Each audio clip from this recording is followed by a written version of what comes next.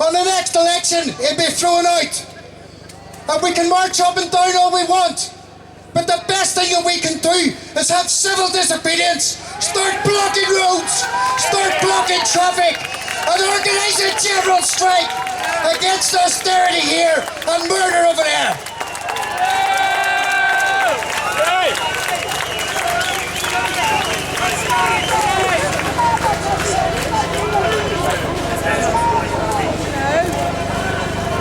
Thanks, Steve.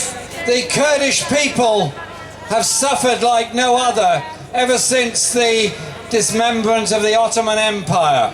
And they've been abused, they've been refused identity, and in Turkey and other countries they've been systematically imprisoned and appallingly treated. Yet they have that thirst for recognition and identity. Mark Campbell, the Kurdish Federation, who's done fantastic work for many years on this, is the next speaker. Please welcome Mark Campbell. Hello. I would just like to use this opportunity to very specifically focus in on what is happening to the Kurdish people in the north of Syria at this very moment. There is nothing that gives a better example about the hypocrisy of this so-called war than the situation of the Kurds. This war is a proxy war. Turkey are attacking the Kurdish people in the north of Syria through Al-Qaeda. Al-Qaeda militants are attacking the Kurdish resistance movement in the north of Syria. I'm sorry, I'm being interrupted here for some reason by this gentleman here. The Kurdish people are the ones who have suffered the most in Syria, have been denied their rights, have been tortured and imprisoned. And the Kurdish people do not want Western intervention because it will open the door to the Turkish regime to come in and slaughter them. They will carry out a genocide against the Kurds in the north of Syria if Western intervention goes ahead. Please remember the Kurdish people in Syria who are resisting against Al-Qaeda and Turkey and all the forces. Thank you very much.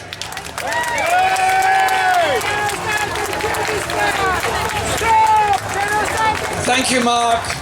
The next speaker I want to invite to come and say something is Sean Oliver from the International Department of Sinn Féin and their representative over here. They themselves have been through amazing conflict, but also have brought about a peace process because of their steadfastness. Please welcome Sean to the stage.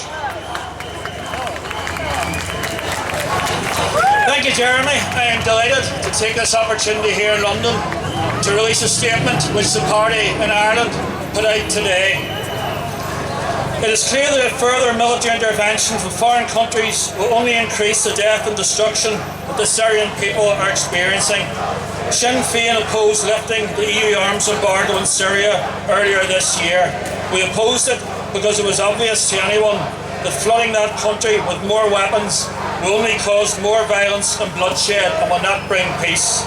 Syrian people, like people all over the world, have a right to live in peace and free from fear.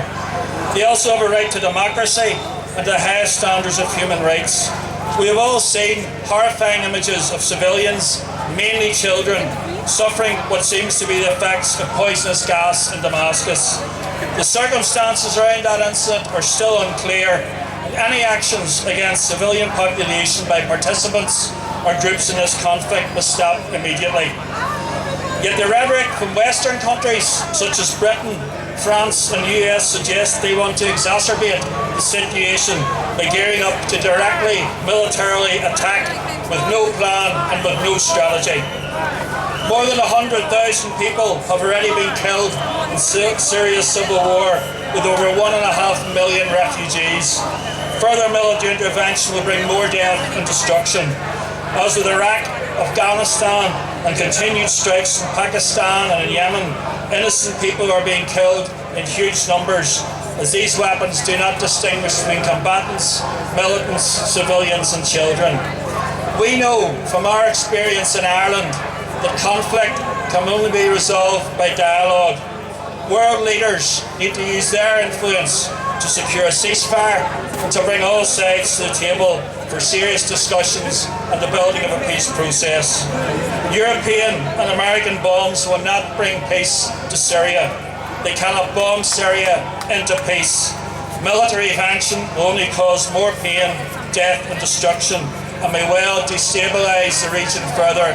It must be opposed by us all.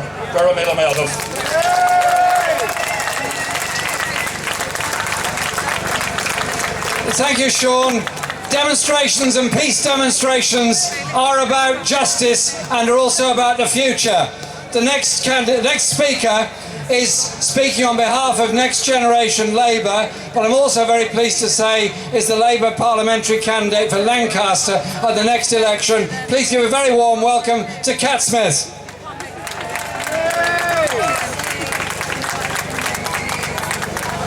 I speak in the capacity of being one of the generation of Labour Party members that felt let down by Labour's decision to go into Iraq.